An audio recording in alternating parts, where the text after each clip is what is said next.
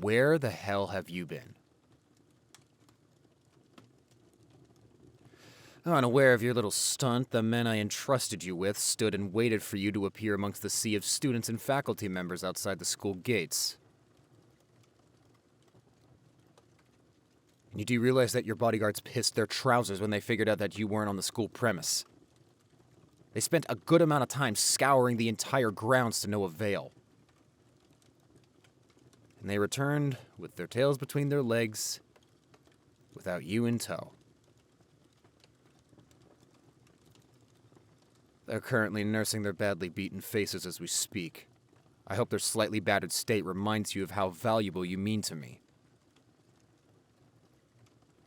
If you see them a bit roughed up tomorrow, covered with gauze and bandages, do not blame yourself. They are on my payroll and were strictly instructed to keep an eye on you at all times, and they were ineffective at doing so. What happened to them today will serve as a reminder for them to take their job more seriously next time. Because I won't be too lenient on them if this happens again.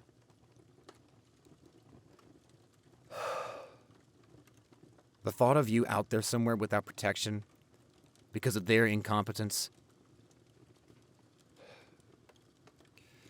it brought something out. I'd be painting the entire city crimson red if anything bad ever happened to you. You better listen closely. I'm warning you. The man in front of you right now is teetering in between rage and relief. So let me ask you one more time. Where have you been?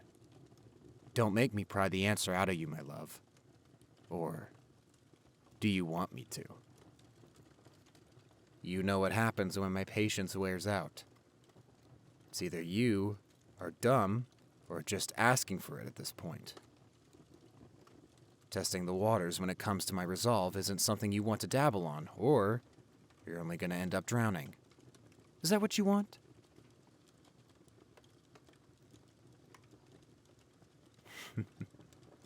You say you hate me, but we both know it's a lie.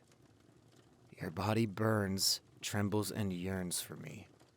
There's an undeniable, deep, primitive tug between us. Our bodies are carved out perfectly to fit together like two pieces of a jigsaw puzzle. I affect you deeply like how you affect me. We are both engraved in each other's veins, both bound in mind, body, and soul, no matter how much you try to deny it.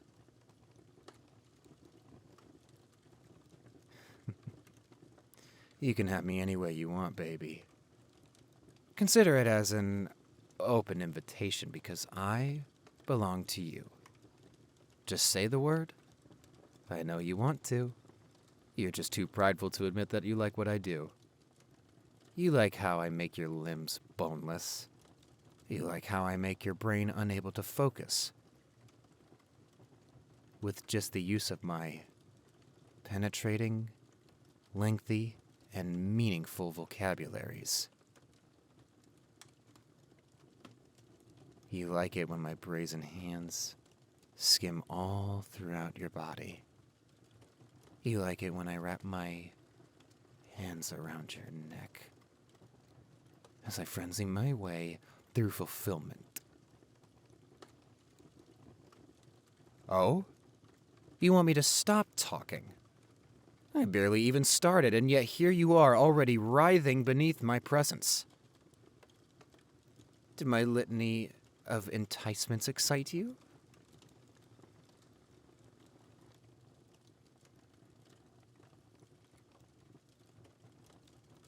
Now you want to explain yourself.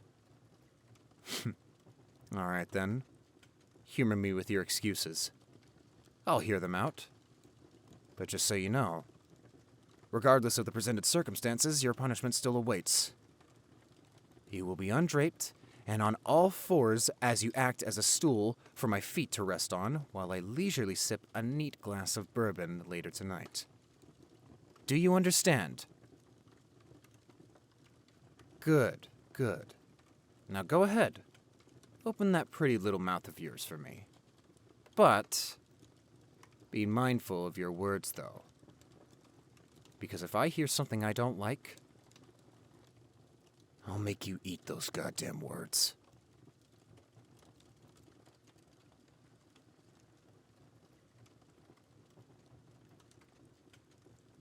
So, you deliberately snuck out of school just to piss me off.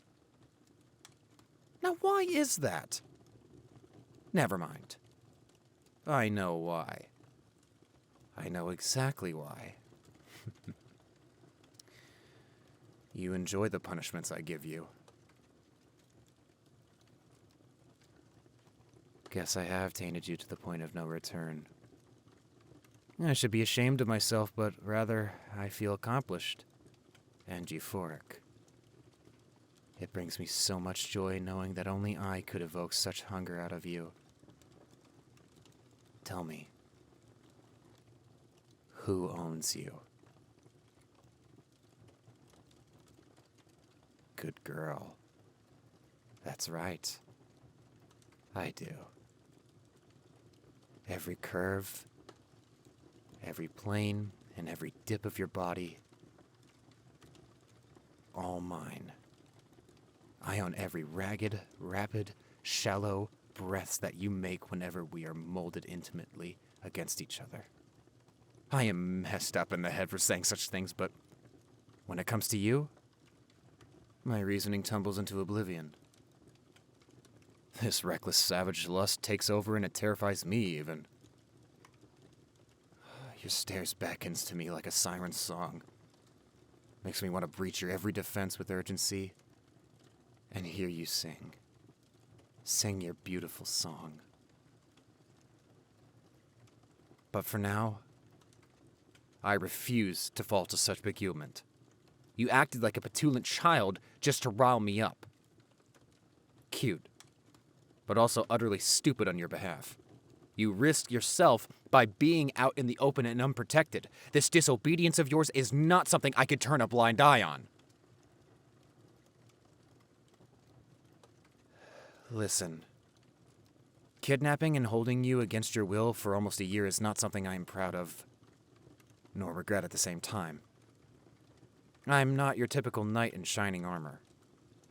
My actions in saving you from your dysfunctional and barbaric family were, in itself, barbaric and questionable at first.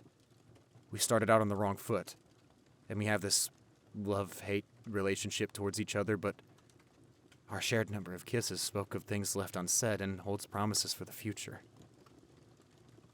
The Mafia may not be the typical family that you want, but in this family, we love, respect, obey, and most importantly, protect each other. My family is your new family now. I know, you know, and accept this fact already. You are just feigning that you hate your new life because you enjoy it when I grace both of your cheeks with my warm, calloused hands until they're raw and tender whenever you act out.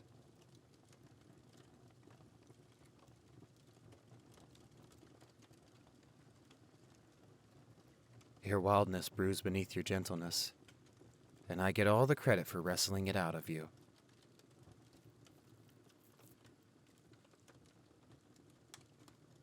We've made a good amount of headway during this conversation tonight. That's it for now. You are dismissed. Be a good girl and go upstairs. I want you in our room at the count of 10. 1, 2, 3, 4, 5, 6, 7, 8, 9, 10.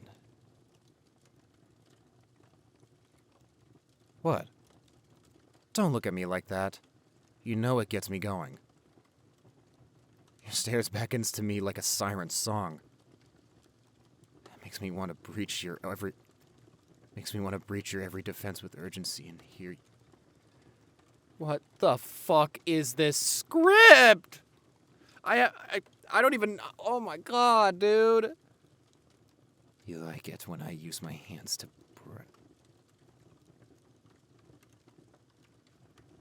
I'm not reading that.